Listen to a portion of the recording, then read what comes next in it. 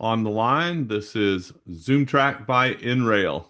nRail is the organization for in-scale model railroading. That's nTRAK and T-TRAK and Fremo-in, home layouts, club layouts, no layouts. If it's in scale, you're in the right place. All right, we've got some exciting stuff to talk about today. And I think first up at bat is going to be talking about Hex-TRAK. What is Hex-TRAK? And we have Ian Miller with us here today. Ian? Good evening here from York in the UK. It's great to be with you. Okay, I didn't know I was going first, so I've just taken by surprise a bit there, but that's fine.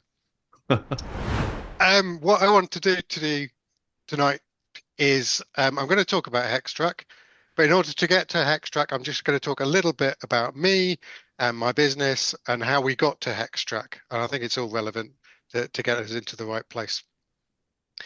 So yeah, my name's Ian. I've loved all trains since I was in the womb. My mum tells a story about how I would kick when I'd hear the steam whistles from a nearby heritage railway where we were living back then.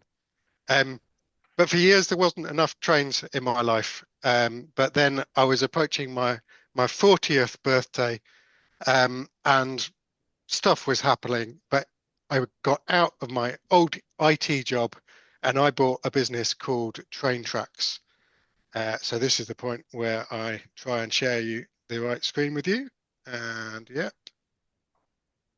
here we go. So Train Tracks is the UK's go-to supplier of Kato equipment. Nowhere else here in the UK specialises in it like we do. And I think I recognise some customer names amongst the list of people that are here. So that's fantastic. So that was getting on for 3 years ago. I took on Train Tracks. Something I've never admitted in public before is that I knew next to nothing about Kato trains or Unitrak at that point.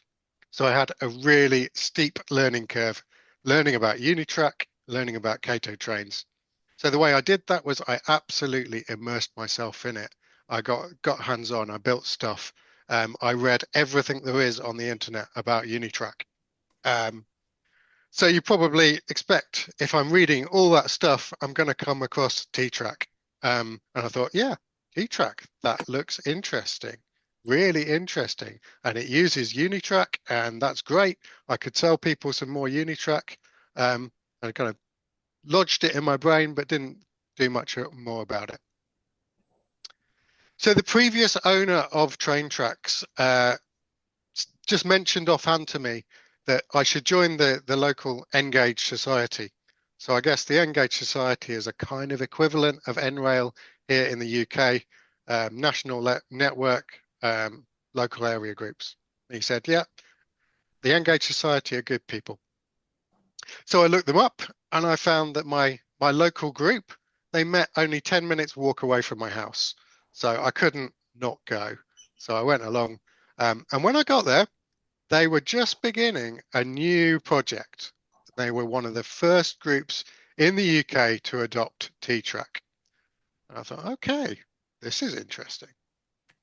So they had some designs for laser cut modules made from high quality plywood. And this is one of how they started really. Just before I was there, they'd got a loop of track that I'm sure many of you recognize as early T-TRAK. And they were one of the first groups doing this in the UK, but there was lots of interest from elsewhere here. And people could see they've got these designs. So the group was looking for somebody to distribute the kits based on this. So a few months later, I launched them as a product as part of TrainTRAKs. And I've now lost count of the number that I built up for myself or other club members.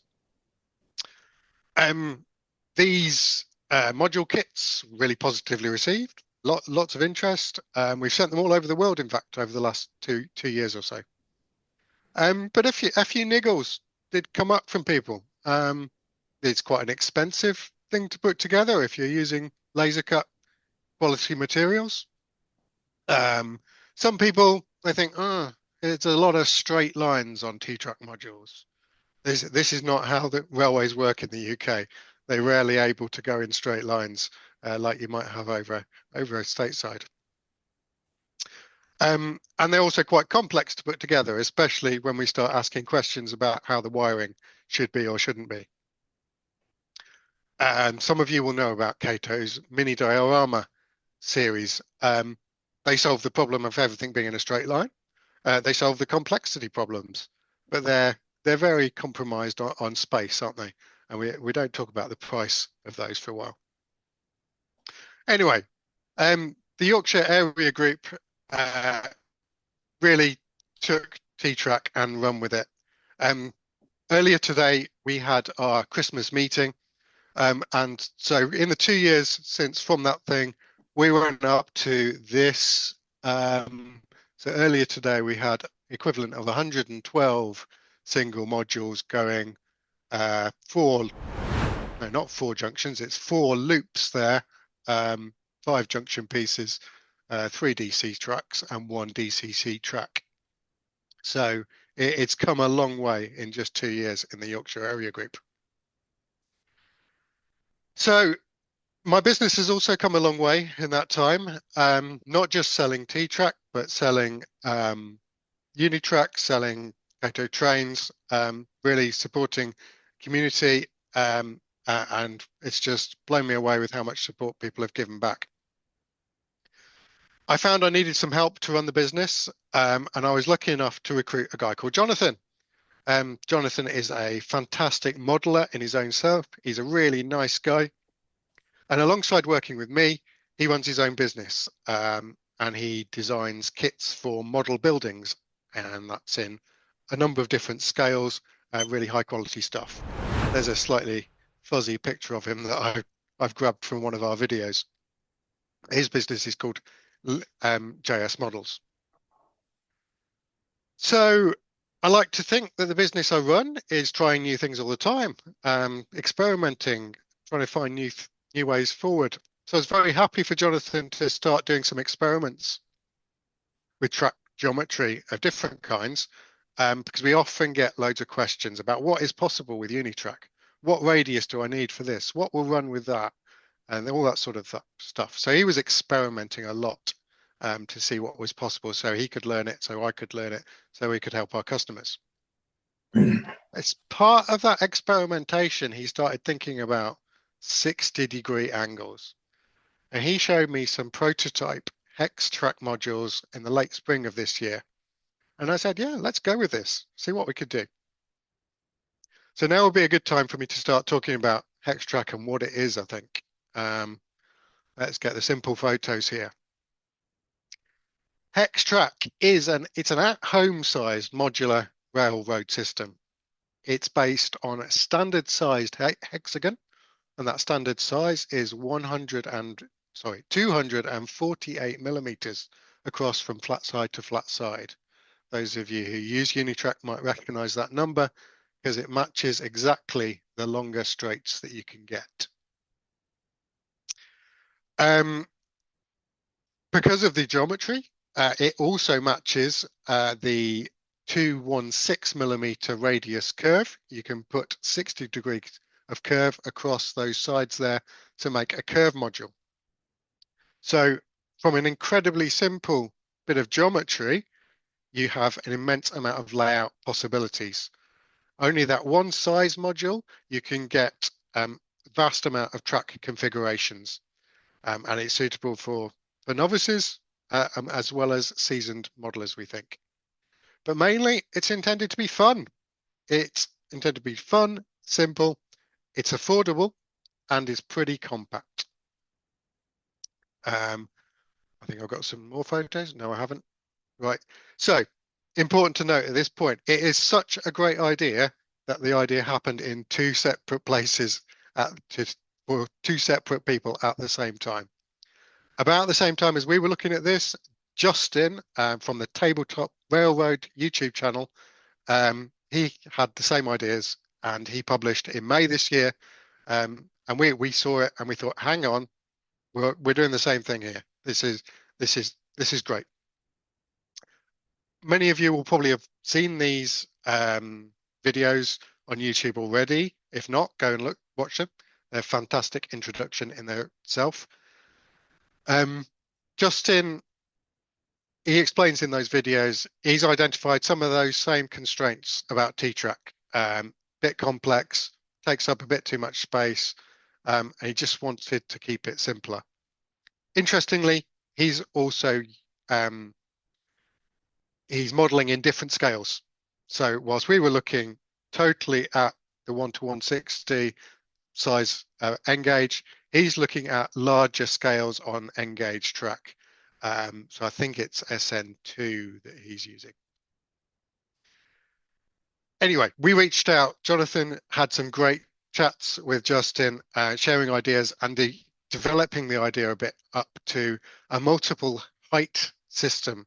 So not just those simple modules that I've showed you already, but also with bridges, with tunnels. And that's where I got really excited. It just makes it much more fun for me. That's the kind of modeling I was looking at. So we continued to prototype, we experimented, got all sorts going on in our a sample layout, if you like. And we refined the dimensions a bit. We shrunk it down so we can get a good connection. And we've tried the different heights to see what clearances we need for that all important second layer. So there's some pictures up the top of what happens with the second layer. We found that actually Kato have done the work for us. So if we use the same height as the Kato piers, we get good clearance for most of the stuff that we were using. So we also looked at some of the geometry of how we could make it compact. So it fits on standard sizes of tables. So we got to those half hexes. And the picture I didn't include there was to include an edge hex, which just chops off the tops and bottom points to get that. So that's the very basic of what Hex-TRAK is.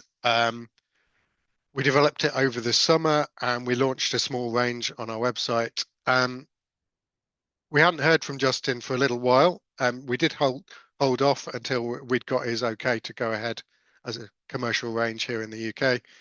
And we sent some samples to him and to some other people. So we launched it in August and we almost immediately sold out the kits that we'd made. We had lots of interest in a YouTube video that we made that introduced the concept. And we also took it to a couple of shows to show what's going on there. So here's our layout. I hope you can see this quick video of a sample layout there. We left some hexes uncovered, and this just shows that we were at a show. It was great fun. This was the International N-gauge show here in the UK, in Leamington. So yeah, we had our little layout there. There's more of that online. Okay, let's show that again because it was so short.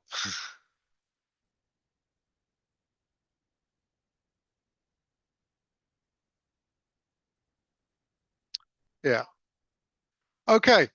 We wanted to launch this with a bit of a community element.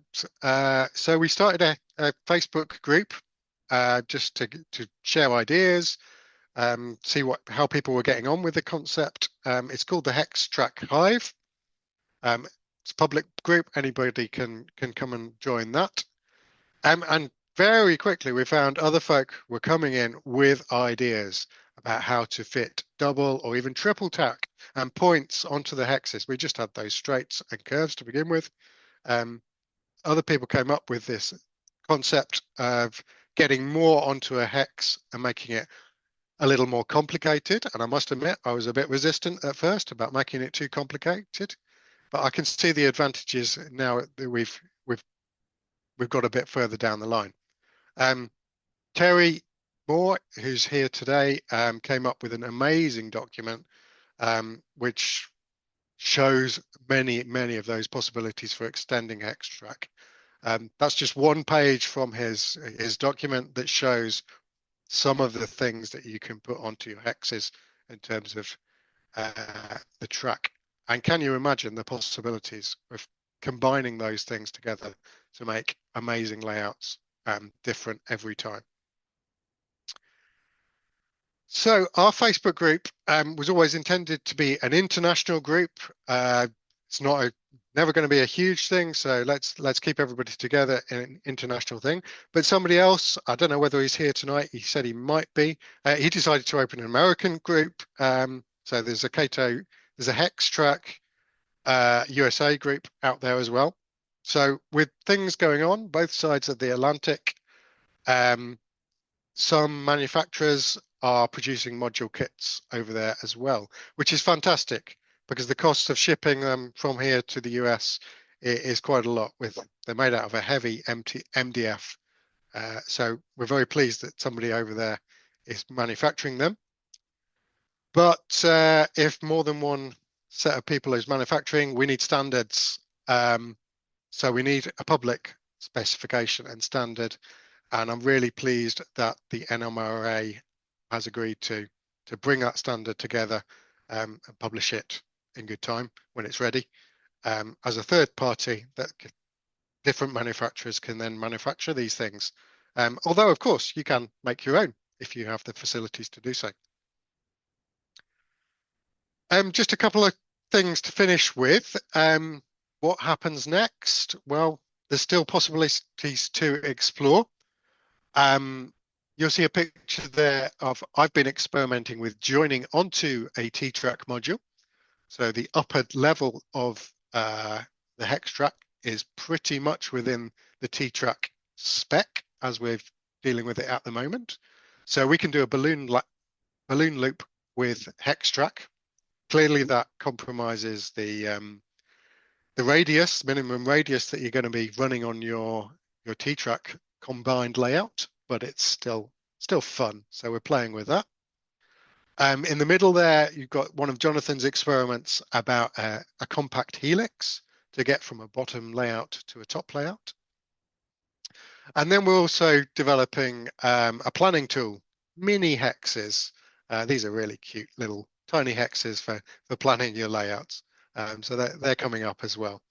And maybe sometime we'll start looking at doing a layout in a box.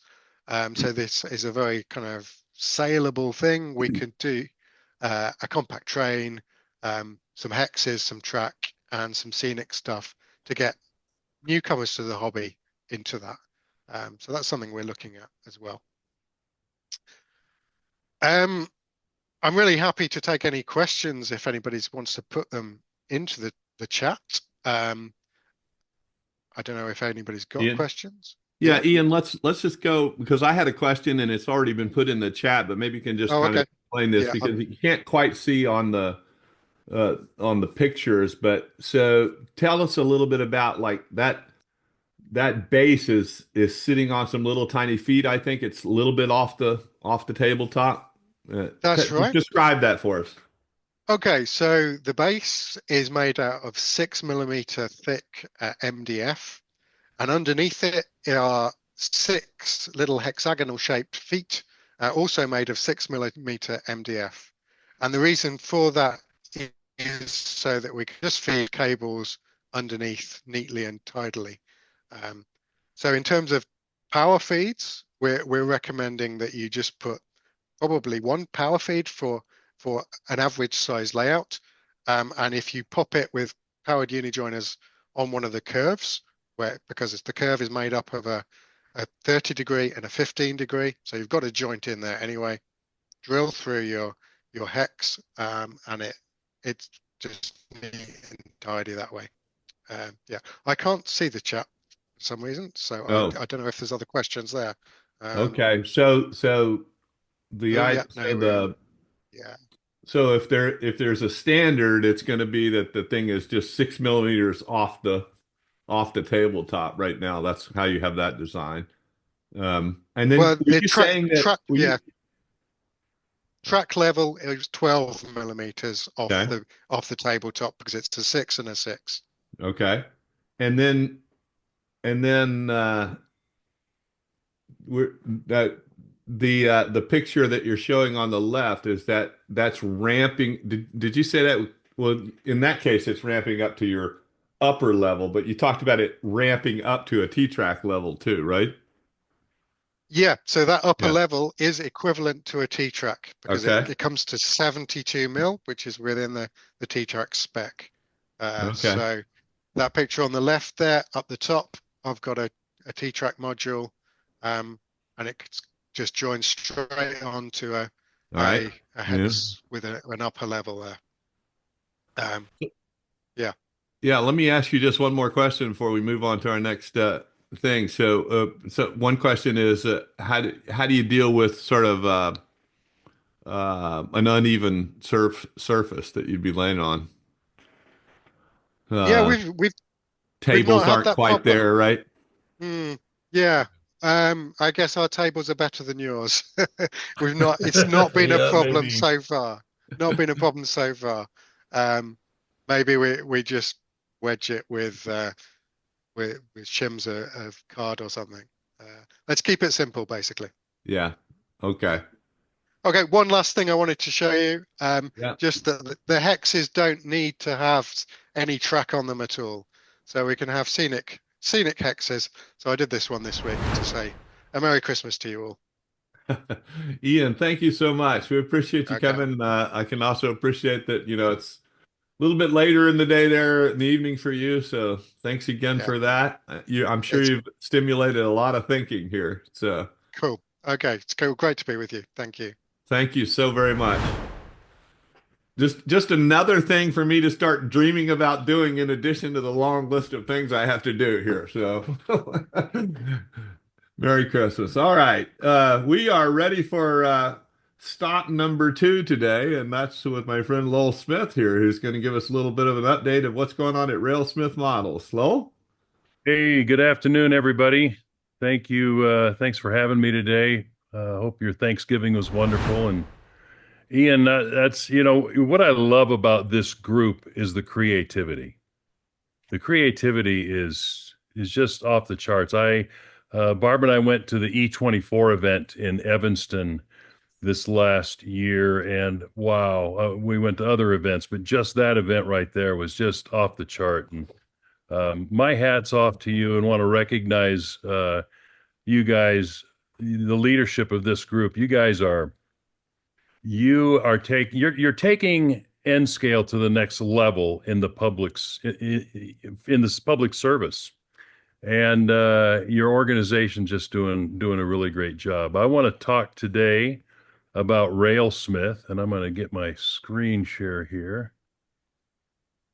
We're going to talk about RailSmith models.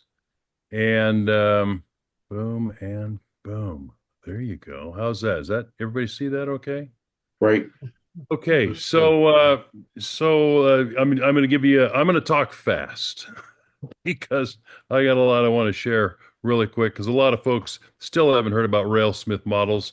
And I'm just going to give you that story. So Barb and I purchased the tooling from Walthers in 2017 and rebranded it as RailSmith. It's direct to consumer. I've been doing special runs for 33 years and with Microtrain, well, with all the manufacturers. And so followed that same format as direct to consumer with a theme called Build a Train, because I'm not handing you a complete train all at once. Although right now you could order quite a few pieces of several trains that are available, and you're going to get pretty close to a complete train. So on the website, real quick, this is the complete website. There's drop downs, RailSmith there. You'll see the story about Build a Train and what we're doing and how we launched it. I don't have a date on this, but this was where we were about 2 years ago with the different trains that we're building. And so if you click on a logo, then it will take you to a specific web page with a short story about that train that we're building. So here we go. Here's the drop down from about maybe 2 years ago, building all of these trains. And then you'll click on, and there'll be a story, and then we'll show you a consist. And this is a consist chart of, in this case, this is really old because it shows what cars are open to order. All of those sleepers are in stock now, with the exception of the Chief Red Thunder. And we also had engines produced by our friends at Broadway. So each train, you'll see a consist of where we intend to go. And in that case, that was the 47 Streamliner by the Northern Pacific Streamliner. The colors it was painted before it went to the two-tone green, the Lowy scheme that we all know and love. That happened in 54. But we need engines, we need cars, and so you'll see in the middle here is a brand new coach that we did. The first car that we did, a small window coach, that's appropriate for a lot. Many trains. In our case, that is a planned 7510 Pullman Standard that the Northern Pacific used specifically, and the Spokane, Portland, and Seattle. That's my railroad. So we had engines produced by Broadway. Those are not available at this time. The coaches, there'll be more. All of this stuff, there'll be more of, and I'll talk about getting on board or missing the train. We launched some beautiful red and silver trains. I'm going to talk about that real quick. That top car is a Pennsylvania car. I had Microtrains decorate RailSmith bodies with the shadow line. So that's actually the Cascade Brim was a shadow line car. And I knew that Microtrains could do that because I had done that with them quite a few times in the past. So I just said, hey, let's do that. That made that car kind of a lot more expensive, but it's beautiful. So we got Frisco and the Texas Special. And I just go down this little road. The story behind the Texas Special starts with my favorite railroad, the Spokane, Portland, and Seattle. And the Spokane, Portland, Seattle purchased from the MKT several cars when they quit running the Texas Special. One of them is this RPO car, and I thought, wow, I could get a SP&S RPO car if I could do the Texas Special, and if anybody'd get on board the Texas Special. Well, the Texas Special hit a nerve big time, and we've built. This is a brand new car. This released, I think it's 2 years ago, year and a half ago. In quite a few different paint schemes, including New York Central and, off the top of my head, I just can't. Rock Island, Santa Fe, a lot of really popular lines. But I thought, well, if I could get enough guys to do the Texas Special, then I can. He's very, very selfish. I wanted to make this SP&S car. Well, the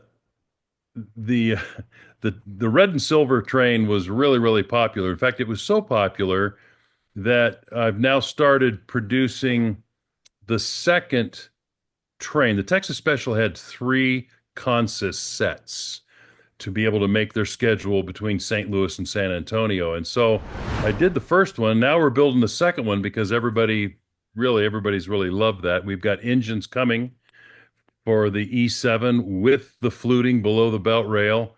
Those will be out later probably second quarter, I think it is. Those are coming from Broadway, and those are going to be really, really special. But the cars, is it too late to get on board the Texas Special? Well, kinda. I'm sorry, but there'll be another. There's only one more train to run, and it's going to be a while. Plus, the reservations for the engines have closed, so it'll be a little while down the road before we ever make another Texas Special. But the fact is, it's out there, and you might find them at a swap meet or something like that. But it's been a lot of fun to produce those. So the next car also that I did then is the planned 4119 sleeper, which is a duplex sleeper, very unique. There's a CAD, part of the CAD drawing. And then the prototype car, also the 4119 is the prototype for the Northern Pacific. I chose that. The difference between this one and the Great Northern version is the vestibule is on the other end, but everything else is the same. So then we delivered these in both of the different paint schemes. These are pre-production samples. The Great Northern versions, we did them in the orange and green as well as the Big Sky Blue. Big Sky Blue has been really popular. These are available and in stock right now. And I call these classic versions. So when you go to the website, in the description, I'll tell you if it's prototype.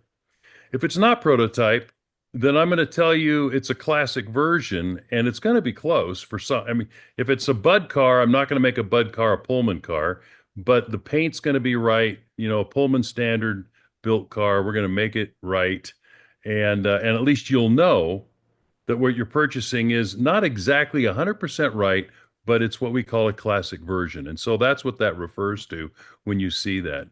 For the powers for the power for the train, Atlas model railroading, and primarily right now it's been Broadway. Broadway, we did these engines in the simplified scheme of the Great Northern. We've got more engines that are coming right now in Big Sky Blue and the Northern Pacific in the 54 scheme. Again, we did reservations for those months and many months ago. They're now delivering. It's too late for you to get those. There'll be more.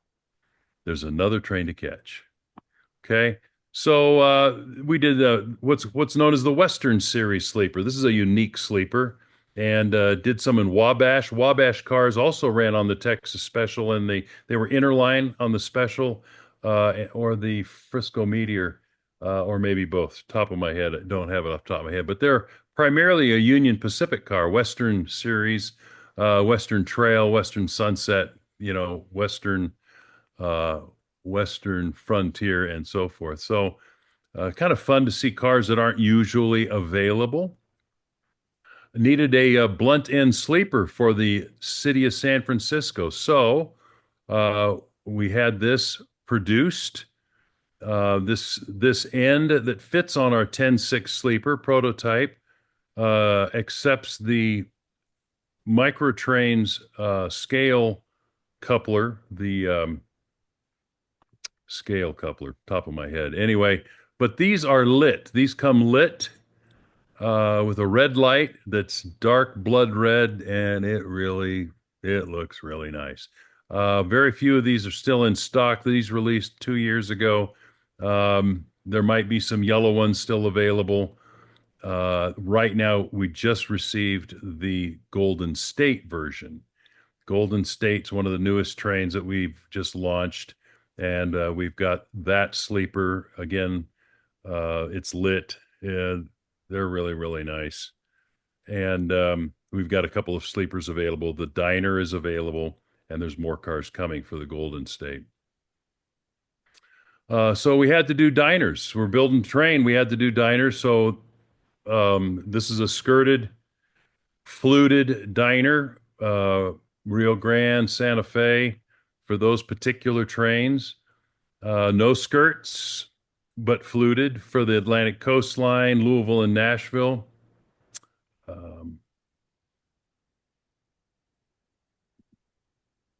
Here's back some of those Pullman standard RPOs. New York Central, we did it in Frisco, did it in Texas Special, did it in Rock Island, SP&S. Here's production views of the small window coach. Again, I love the Spokane, Portland, and Seattle, part of the Hill lines. Here's the diner, smooth side diner with and without skirts. This is the without skirt version. Notice that we put prototype specific kitchen vents on the roof. Also on the Northern Pacific version, we have the short antenna. Photo etch, those are really nice. You don't have to put them on yourself. They come that way. I'm really, really happy with the way this came out. Lots of fun there.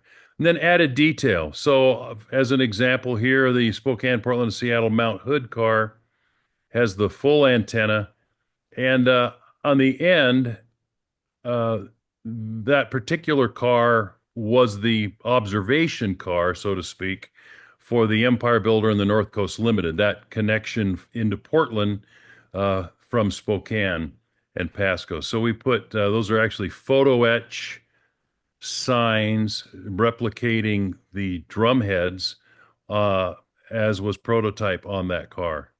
And no, they don't light, but boy, do they look cool. I think lighting would be, well, some of you talented guys can do that. So just now coming out, shipping here in just a couple of weeks are the Santa Fe sleepers. And those we did, I did a photo etch end gate with a drumhead logo. In this case, the Grand Canyon. Here's the two of them, the Texas Chief and the Grand Canyon. So in the case of this car, this is the Blue Series Santa Fe. It's not a car that's been done in N scale before. And this is not a prototype car. This is what we call a classic car. When I looked at all of the cars that were done in Santa Fe in the past, my sleepers, this particular sleeper is a 10.6 sleeper. Well, Cato's done all of the 10.6 sleepers, and they're really nice. So you guys don't need another of the same name. So so we call this, I said, well, the window, it's a Pullman standard car, and we're going to paint it right. And I'm going to tell you, it's not prototype. It's a classic version, but at least I'm telling you that. And we got some really nice sleepers for our Santa Fe train. In this case, now we've got the diner, the RPO. We've got coaches are available right now. They're sold in a pair. And then we've got these sleepers coming, and there's more Santa Fe coming. So very, very excited about all of that. So the resources that I'll use, my library has grown just tremendously. But guys like Fred Fraley, Steve Goen, I could drop a lot of names of guys that have been just amazing help. Jeff Cawthon from the Southern Pacific Historical Group. These guys are the guys that know. They wrote the books, and they have the resources, and they're on the other end of an email or a phone if I've got a question. So it gives me confidence of what we produce with RailSmith has a level of the level of realism that we want to do to bring it to market. Coming soon, we got more new trains, more new cars, more new body styles. So we've produced so far, we've got 8 brand new bodies that have newly tooled up for N scale. 8. This last year we did 3. I've got 3 coming this next year in 25. Incredibly excited. What trains have left the station, what new trains going to get on. So a lot of the trains, you'll look at it. So the website, gentlemen, is archival. So if you click on a particular train, the newest piece is at the top. The oldest piece is at the bottom. And yeah, most of the stuff at the bottom is sold out. Okay. And we don't reprint the same name or road number twice. But in many cases, especially those that are popular, you'll see more of them, more of those names. And we've got a lot of new trains that are coming out. This last year, we launched the Western Star. It's a great, great northern train there's a whole lot of neat stuff about the Western Star, and you can read what I wrote about it. It's short and sweet. There's a consist there. It's very eclectic. In 1951, they took the 47 cars and built and used them on the new train called the Western Star, which was a secondary train for the Great Northern. And we've got more head-end stuff coming. We've got a partnership with Wheels of Time, and we've got some new baggage cars coming out. They're supposed to be out right now, but they're still a few months out. In my opinion, the Wheels of Time heavyweight baggage car is the best heavyweight baggage car on the N scale market, with no exception. And I talked with him and we worked out a deal so that those particular pieces will not be available in stores. They're available on the website and will be readily available here in just a couple of months. I'm very excited. Not for all of the trains, but for a piece at a time. So just the Western Star is there. Just announced the Daylight Excursion train. Now, this is a train close to my heart. I wrote a blog about this when we launched this. Um, this train 4449, everybody knows about it. It lives in the city I was born in Portland. We now live in Central Oregon. But this is a train for yesterday and today because everybody has got the 49. Here's the current excursion consist chart that is posted on the website. It's a short and sweet train. We were actually rode in the Red River coach a week ago today. Today's Saturday. A week ago today, we rode in the Red River coach for the Christmas train down at the Oregon Rail Heritage Center, and much to the delight of my 2.5-year-old granddaughter. Anyway, so there's the consist for that. That's a brand new train, one you can get on. There's the cars, the Mount Hood and the Clackamas River. Again, that is the same Mount Hood that we did with the other in the other version because that car still exists. Okay, how are we doing for time? We're doing pretty good. Yeah, here we go. We're about there. Almost. Yeah. So the Bud slab side domes. We need those for the North Coast Limited. They're coming right now. I've got some here in my hands if you want to take a look.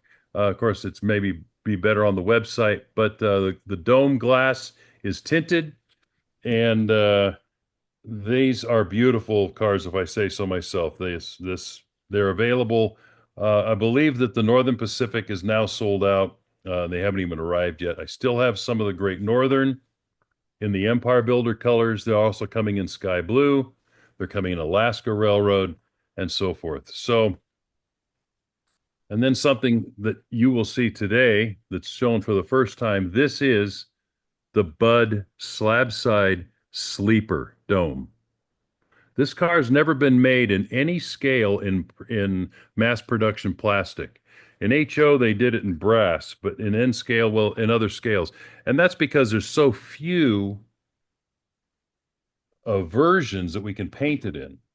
And so it's expensive to make. So we made those.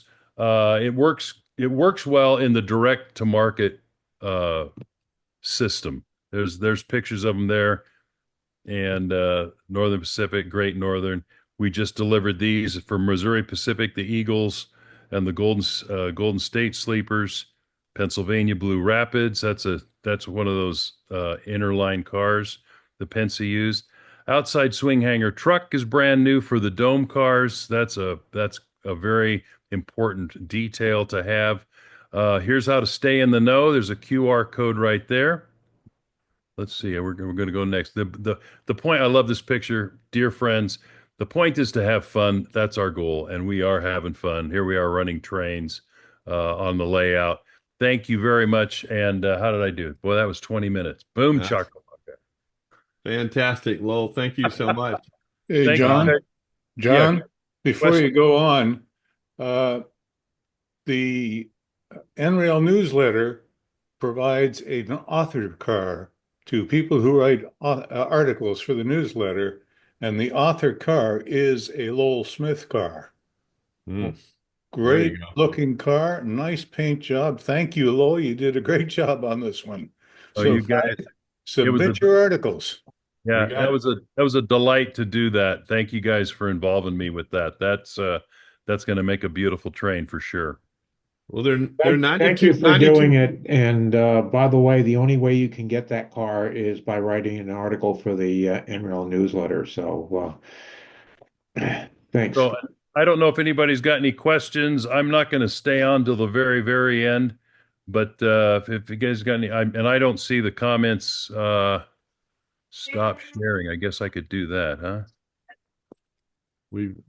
Yeah, thank you very much, Lowell. We appreciate that. We got 92 people on the line, so we should have Wow. should have at least 91 articles, John. So I don't know if I'm going to do one, but there's 91 other people on. So fantastic. Lowell, I always love coming past your booth at any show because you've got some of the prettiest stuff Uh, in the whole ecosystem. So thank you uh, so much. John, thank you very much. The next show we're going to do is Monroe, Washington. If you guys are in the area, you've got to be at Monroe. It's a great show. It's the only show on the West Coast that is as big as this is that happens in the same location every year. And after that, and that's at the end of February. There's a link to it on the top of the website under events on Lowell on Yeah, I see that. Yeah, yeah. and the next one after that will be at the Rocky Mountain Train Show. So hope to see you guys at one of those shows. It'd be we can talk trains. All right. Thank you so much. Thanks again, Lowell. Thank you. All right, on to Brett. Brett is here to talk about 3D printing. Brett, do you have a presentation or do you just have open office hours today? How's this going to go? I have 15 minutes of open office hours today. We're trying a little experiment today, Okay. and we always seem to get a bunch of random different questions. So I thought I would jump on and try to answer some questions for folks, whether it's simple or complicated, and see how that goes. And that might parlay us into some 30 or 60-minute videos down the road. Okay. All right. So real quick, a little bit about myself. I am Brett Isaacs. I am the owner of Baldy Designs 3D printing company. I've been doing this for about 10 to 12 years now. And I'm also a member of nRail through the advisory board. So some of you see me around. Some of you probably actually have picked up a few of my prints. I don't consider myself an expert, but I have a lot of experience. I've worked with a lot of fancy designers over the years to help me kind of fix my own learning curves. So yeah, let's just kick it off. Type in the chat, raise your hand, yell at the microphone. Well, I've got the bully pulpit. I've got the bully pulpit, so let me start. Let's go.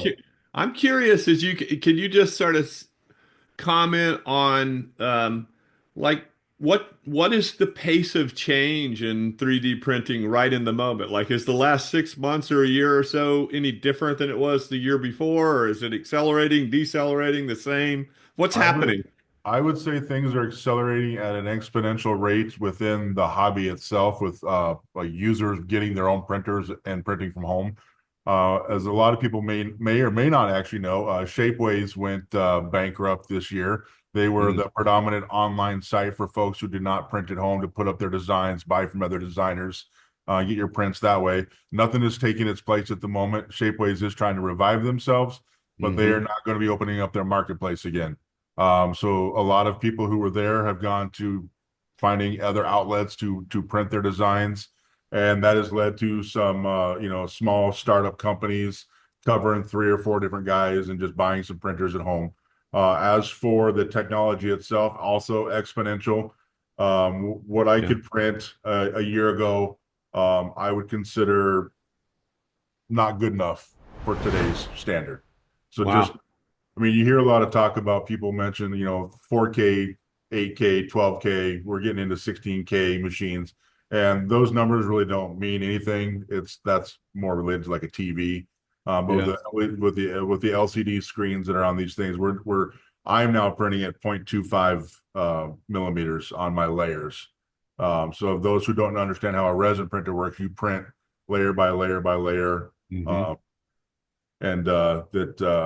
year ago I was 0.5 and I was ecstatic because I thought my stuff looked as good as a Kato or an Atlas shell coming off the market. So we're able to do even more detail now than you could do on a product like that with I don't know what that process is called, but I know it's like a vacuum seal or whatever it is. And you see some of the manufacturers now, Microtrains are doing it. They're starting to throw 3D printed items as details into some of their kits that they're giving out there. So it's really taking over. It is a big part of the hobby now. Well, let's see. Bill asked what's coming down the line. I don't know if he means in general or specifically for you. I'm trying not to focus on me today, so I'll say what I know is coming down the line is just more machines from more manufacturers, bigger machines. Some of the smaller machines are getting to be more precise. If you look at popular names, Elegoo or Anycubic right now, they're up to their 4 and 5 series. I think actually Elegoo might be up to their 7 series. But like a Mars line or the Photon lines, what they are producing now on a small 8x8 inch screen, for example. You can fit some nice in-scale cards on. Those are going to be, $200-300. And a year ago, that same machine would have been $400 or $500. So the cost is coming down. The precision of the machines are getting better. They're adding new technologies to the machines. The bigger machines are coming with built-in webcams, so you can watch your prints or record videos for people who like to do that kind of stuff on social medias. Filters are becoming more and more prevalent built into the machines. Let's see, Elegoo has a new feature on their it's not the Saturn. I think it's the one above the Jupiter. It might be on the Saturn too now. But what they've done is they've added below your vat. Your vat is the little rectangular thing that all your resin goes in. They have a lift mechanism under it to pull the vat away from your print versus just the print head going up and down. That's supposed to alleviate some suction pressures and make the prints release better. I've got mixed feelings on how that will or will not work down the line. I just think it's another mechanical part you've added to your process that could fail. They're starting to look at not just LED type screens, but the lenses that are feeding the light up to the screens. They're using what do you call it? Like on your TV, not what an actual pixel is. Those can't think of what they're called, like a TCL little mini projector, not projector, but like a little TV, millions of them down in instead of using LEDs to project the light onto the screen. What other new things are coming out? Obviously, resins are getting better and better all the time. I just got an update from one of the companies today that they have a new. It's going to be coming out. They're going to call it a squishy resin, which is interesting to me because, like, for what we do as model railroad, I don't think we'd want something real squishy. But the fact of having something you could use that would alleviate you from breaking detail parts, if it has some give or play like the plastics do, would be very handy.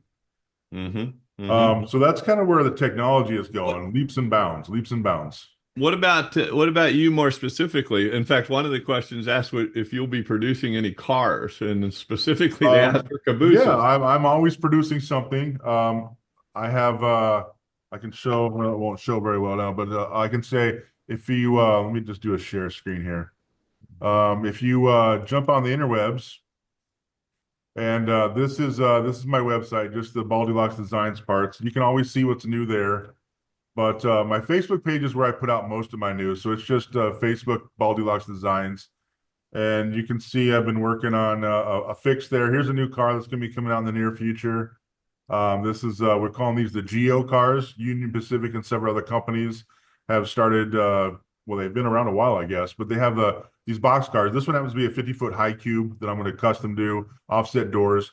But what's neat on these is underneath, they put these, I guess it's a laser system to read the rails for different, mechanical testing for their inspections. So I've got this car designed where I'm going to be adding a piece to this car and hopefully have LEDs shining through these little tiny holes in there. So you can actually have a lit up inspection car on your railroad. And the plan is also to keep it prototypical, air quotes, in weight to what the real car weighs. They have about 6 to 7 feet of concrete inside the cars to give them weight. Why they need the weight in there, I don't know. But we're going to use a lot of brass inside my cars to kind of try and simulate that weight. Let's see what else have we got going on here. I think I had a picture page of some other product stuff. Here's a car I just recently put out. Here's just an idea of what you can do with detail and 3D printing. This would be the UPP 3008. It was last used, I believe, for was it the 150th anniversary of the Battle of Shiloh, I believe. So I had made this car, little cannons that go on the car. And here's what the car, how you would get the car for options. You have the car with the cannons. They also used it on the excursion train in the 90s with 2 water tanks and a diesel tank. So I've created those. And then there's what the car looks like digitally, of course, with all the detail I've built into it. Just as an example of what the detail means, the gratings on the ends of the cars, that is a 0.2 by 0.2, I'm sorry, 0.02 by 0.02 millimeter through a resin print. Very, very difficult to keep clean. You have to have really good cleaning materials to keep those clean. So that way, when you guys get them to paint them, they're not already filled in. They tend to fill in a little bit with the paint, but that's, striving for something a little bit different and all that. Very neat. Well, I've been producing cars like cabooses. I don't produce a lot of cabooses. I have a couple versions of the CA11 and the UPP Conaboose that was on the excursion train a few years ago. A good 3D printing program to learn from and still do a good job. Well, let's see. Let me stop sharing this real fast. If I can remember how to do that. There we go. Stop the share. I've got another program up here. I use a program called SketchUp. I'll show you the very first model I ever produced. This is called the Conaboose. This is on the Alaska Railroad. This was something I thought I could get started with, and having no CAD background, pretty much all squares, all rectangles, no curved edges, as simple as anybody can learn anything with. And at that time, I had chose the program, like I said here, SketchUp. Originally, it was owned by Trimble. It was free. Google took it over, and now it's not free anymore. So I don't recommend this program anymore. If you can handle the month-to-month fee of it, it is a good program to work with. It is designed to be a landscaping tool, is what it was originally designed for, but a lot of model railroaders have adopted it, become a very nice, simple, easy go-to. You have, very simple controls. You draw some boxes, you hit a button, you extrude. I mean, it's very simple. I would equate this in the simple terms to Tinkercad. Tinkercad is free. Tinkercad can be learned by anybody. It's a good place to start. It does a lot of stuff through shape. You combine shapes, you draw shapes, you put them all together, you start getting what you need out of that. From there, probably Fusion 360, even though there's a cost to it. That's, in my opinion, if I would ever start over, that's where I would go for an advanced user. Which one was that? Fusion 360. Fusion 360. All right, so if I don't know anything about this, don't have any background in CAD, and I jump into this, how long does it take me to produce that, what you have on the screen there? Here's your choices: 4 hours, 40 hours, or 400 hours. This particular one, when I started, I'll go with the 400-hour option, just because. All right, so it takes a while to get going.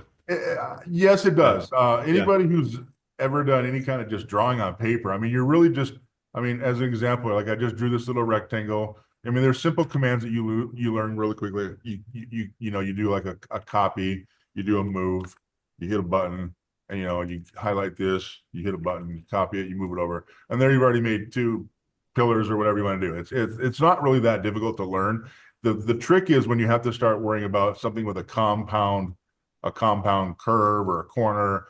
Things where but then the nice thing about SketchUp is there's plugins out the wazoo, add-ons, so you can get like a little plugin here, and you can come in here and do like you draw like a little Bezier curve. Boom, the Bezier curve is done. So you don't have to try to figure out how to do all that. Some of these other programs like Fusion 360, they are built into the program, so you don't have to worry about plugins. But something like SketchUp, you do need plugins to do a lot of cool stuff. If you wanted to say we need I don't know if the word would be camphor. Is it camphor? I'm not sure. I'm in the wrong scale here. Yeah. Let's try this at like 8, see if we can get it. That's not gonna work. We'll try 0.2. So then you would hit I'd hit this generate geometry. We're in too small of a model right now because I'm in probably in scale versus modeling 1-to-1. But what that would have done, it would have created the little camphor on that edge all the way down the edge of that model that I just highlighted without you having to figure out how to draw the curves, drag, drop, whatever. It's all automatic. It's pretty slick. Gotcha.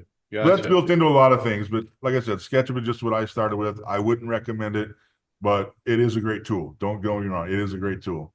You see the question about STL files? I find an STL file. How do I get it printed? Okay, so I was actually just going to try to show an example of that real fast if I can. So what you're going to get, I'll start with a new screen here. So in my program, you would download a program. You're going to get what they call an STL file. Let's see if I can find one real fast. Let's just go with some construction equipment. Nothing there. We've done some BN shells. We've printed a bunch of those. Let's see what's in the 300 here. Supported stuff. So you get a file. It might be not there either. Where do I have an STL? I don't work with STLs unless I'm exporting. Let's see. The Jordan spreader should have some STLs in there. No, but we can generate one. Okay. Well, anyway, let me just answer the question. So you get a file from you download it from say Thingiverse or Colts 3D. You get an STL file. You're going to need a program to either print or modify the file.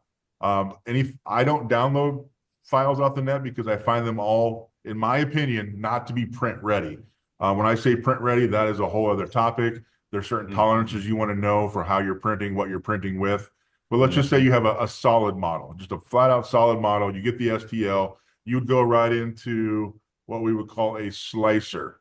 So let's do this, Right. and we go to what I use is called Lychee 3D. So your program would get installed into a program like this. And this is exactly what it would look like. So here's the Conaboost that I would have imported into this. And this is on the right-hand side here. You might see the path. I don't know if it says the STL over there or not, but this is what you get. So then from here to print it, you have to support your print.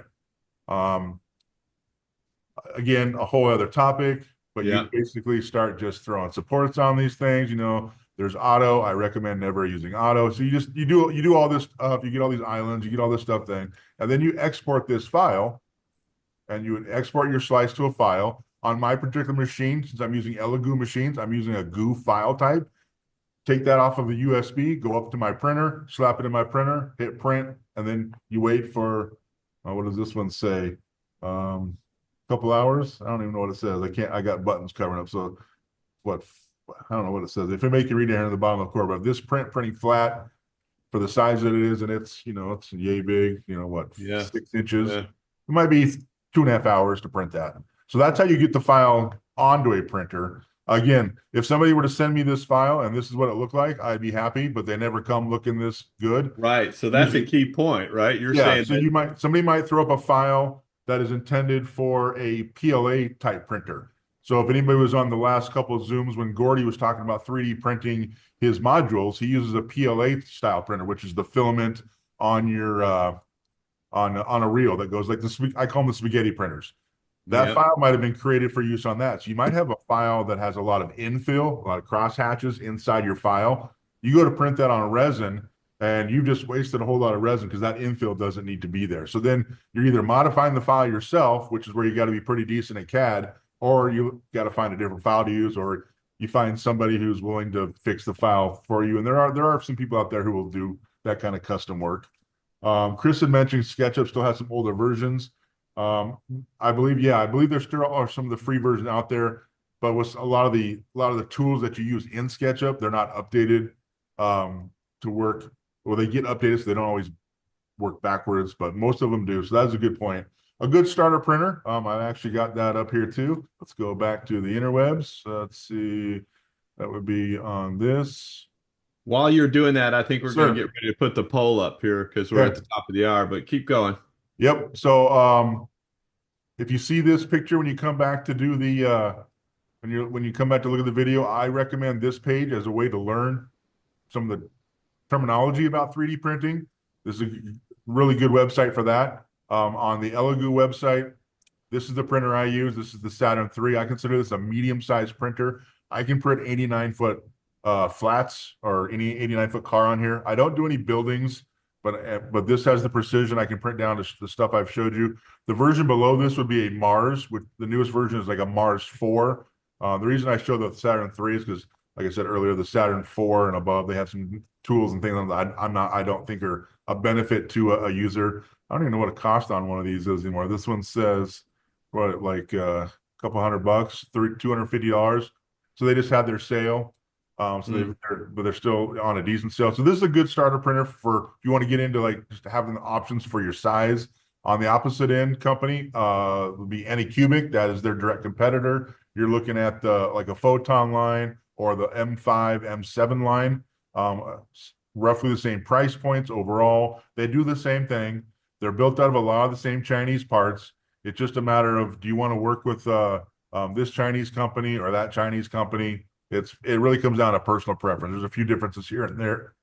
I also recommend, if you're going to get into printing, you have to clean your prints. I recommend a wash machine. Of course, they're doing their spamming on their site where here we go. They don't let you easily get to their wash machines. I'm a big fan of the Anycubic wash machines. They're very nice. They're very easy to use. I start out with one, clean all my models with my IPA in there. Then I liked it so much I bought a second one because they also have an LED cure system in there. So you have to cure prints versus trying to set it in the window using sunlight or, 405 nanometer flashlights. So that is something to consider. On the PLA side, because I don't want to completely discount it, I have an Ender 3. I don't use it a lot, but this is a PLA machine. This is the newer version of the Ender 3. For equality, I really like this. Maybe Gordy, if he's still here, he can type in chat what he uses or any of the other PLA users. But I find this one to be very, very simple, very user-friendly. It's got some nice tech on it. It's a good one to go with. As for resins themselves, here's the resin that I use. DLP craft resin was made for DLP. That's the word I was trying to think of you earlier. DLP, the digital projection. The DLP machines have kind of stopped being produced in the home user because the normal machines are that much better. But the DLP resin works really good on those. Here's one of the other slicer programs. I mentioned I use Lychee. I'll show Lychee so people can go back to the website here if they want to check out Lychee. Some quick, like there's a supported file in Lychee with all the cool stuff they do. Their direct competitor is CheetooBox. They all do the same thing. I will say I am a bigger fan of Lychee, number one, for cost. I always feel everybody should just buy the pro version because the extra features that you get are well worth it. These guys have a Discord group, and they are, I believe they're Frenchies. I think they're from France. And they're on the Discord group every day. They're actually mingling with the community, doing fixes, helping people learn how to use the products, helping you figure out things, finding new printers to test with their software. CheetooBox, Chinese company, you need to talk to them. You got to go through email supports. You don't get the answers you want. Highly recommend Lychee. Another resin I think here is Tech Fast. This is what I had been using up until the last 2 years ago. This is still a great resin to use. It works really good in the 0.05 millimeter layer range. You start going smaller than that, you want something a little bit more precise, but this is a very good resin here. And then again, like I said, an STL finder, I wanted to bring this up. A lot of people ask you, where do you find files? Well, you can go to, Yegi or Thingiverse, but this right here, this website, this is one of those, I think they call them a crawler on the internet terms, right? Crawler. So it searches all the known places. So you get stuff like here's GrabCAD, here's Thingiverse, CG Trader. So you can find files through STL Finder. Some of these are going to be free. Some of these are going to cost hundreds of dollars because they're professionals. But that, in my opinion, is the best way to try and find files if you're not going to get into the design aspect. Do we have time to cover anything else? Glenn says he used the Ender 3 V3 Plus. Okay, great. Awesome. It's a great one. What else we got here? Paul does use SketchUp. That's cool. Do you find that the current limit of printing tiny parts is the resin, not the printer? That is a good question. I think that's user-based, not necessarily material or machine-based. Locally here in Minnesota, one of my NMRA friends is also a 3D printer, but he does everything on PLA. And if you were to take one of my, I'll call them less than perfect prints and put it next to one of his prints off his PLA machine, you wouldn't know which one was resin or PLA. But his is also custom made. He's a really nerdy engineer guy, so he designed his own printer. But he's using like a 0.2, a 0.02 nozzle for the PLA, and there's no layer lines. So I would say that it really comes down to the user. Learning how to do it, huh? Yeah. I mean, I just as a matter of fact, today before we got on here, with the Baldylocks Designs, I have a couple of guys who do painting for me because I don't paint very well, but they also do test prints for me. If I am too busy running stuff through my machines, I need something tested, they will test stuff. So anybody who's seen my page in the last couple of days, I had a major corruption of a file, and I needed help fixing it to figure out where it was failing at. So having friends use the same type machine is great, but again, it's user-based. One friend isn't quite as good at using the machine as another, so our settings across the three machines are different, but that also gives you valuable feedback if you're working with a partner system. That way okay, if I'm sending something to somebody down south where it tends to be a little bit warmer all the time, it might react a little bit different than it does for me in my cold basement in Minnesota, where I actually have to put heaters on my printers, which is not fun to do. So, Brad, I have a thought. One of the things that I've been thinking about is, I've sort of been reluctant to jump into this because I know that it's like a black hole of learning and I would say rabbit hole, hole, yeah. Yeah. But and I'm also like a little I'm unsure that I would be able to. I don't know. Some things look pretty complicated. However, here's where I'm going with that. One thing I've noticed over the last couple of years is there's actually a lot of really good 3D use cases for stuff that's really, really simple, like printing out a leg pocket or printing out a little, sort of a thing you're going to put on your fascia somewhere. I just see a lot of people doing almost like the Practical. mindset of going, "Oh, I know how to make that." Yeah, It's a and that, basic shape, right? yeah, and that is the advent of what this hobby is doing. It's taken, like I said, when I started 10, 12 years ago, I was one of the very first people in scale to really adopt 3D printing. And I went through Shapeways.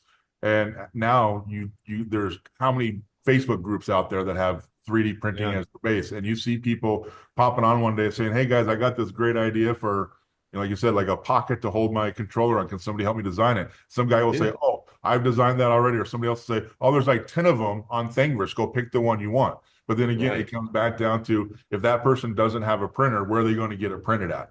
They're going to have to find a friend. You're going to have to go to your local library. A lot of local libraries have PLA printers, so don't be afraid to still use a library. Okay. Yeah. I wish I had some names of some of these new companies that are popping up that are doing the prints to help other people get their prints out there. But if you check any of the like the N3D group on Facebook, 3D model railroading and trains, 3D model railroading trains, there's so many. There's people in there popping up. In Yep. scale trucks and vehicles group now has Yeah. doing prints for folks for vehicles.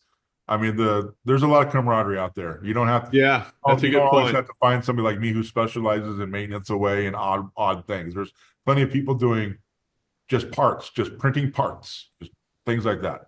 Right. So you just reminded me of that. I've done that a couple of times too. So get on the Facebook groups for nTRAK or Freemo or T-Track and say, "Hey, does anybody know?" And you're Yep. usually only one or two steps away from somebody going, "Oh yeah, call, reach out for so and so. He does those." And anybody Yeah. can reach out to me at any time too. I may not have the product. I may not know how to help you find the product, but I might know somebody else to send you to that is a better Yeah. person to talk to about moving forward with your own design or finding there's plenty of guys out there who are doing cab replacements on shells, but they don't advertise themselves. They don't put their files out there for people to find them. It's all by word of mouth. So it's there's still a long ways to go with the hobby to get everybody, understanding what it is, but it's changing by night and day. And I always recommend anybody who's wanting to get into it one way or the other, start on the CAD side. Don't jump in by buying a printer, trying to print Yeah. files off the net. Take the time, learn a CAD program. That way, when you have to come back and fix things that you've downloaded, you're going to have a leg up on the guy who's just bought the printer and is just trying to print blindly and doesn't know what he's doing. There you go. To me, it's literally the most important part of the process. You either got to design your own, or you're going to fix somebody else's stuff. It's just the way it goes. Yeah. And there's plenty of printers that I see in this group to today that'll probably attest to the same thing. It's the way it goes. All right. What else we got? I know we're going way over time. I think we're about there. Yeah. Let's see. Yeah. Learn Yeah. CAD, use the library, great for repair parts. Digital models are really the hardest part. Yeah. See, You yeah, just said that. yeah. Yeah. I mean, Yeah. even gentlemen like who was I thinking of? Ian. I can't think of his name is now, or not Ian. The guy doing who just got picked up by Showcase. Was it Showcase Miniatures? Um, Mad About Cars from Shapeways. Jas, I think his name is Jas. So they're picking up his whole line that he had on Shapeways and slowly releasing his products in resin through Showcase Miniatures. So you'll start to see that more and more now. A bunch of the big Shapeways guys are starting to get little shops or little websites on Etsy and start popping up so the products are out there and people could find them. But again, Fantastic. never hesitate to come send me an email, pop on Facebook, send me a message. I try to be as helpful as I can, and sometimes it sparks an idea for myself and it gives me something to work on because I Yeah. tend to get ADD and like to work on 10 things at one time. Well, Brett, we always appreciate you always have something to say. So always good. I had to speak fast because I knew I had a lot to get in. I told Bruce on a message. I probably should have scheduled for a half hour, an hour, just on a general cover like this. But based on feedback we get, I think I will Maybe next time try to drill down into just picking one part of the process and Yeah. focusing on the ins and outs of that, and not so much on how I do it, but how generally somebody would. Well, that was very, very helpful. So I thank you all for your everybody time, appreciate it. and happy holidays. Same to you. Well, thank you all for coming. This is the last session for the year, so we'll wish everybody happy holidays, and we'll see you back here in the middle of January.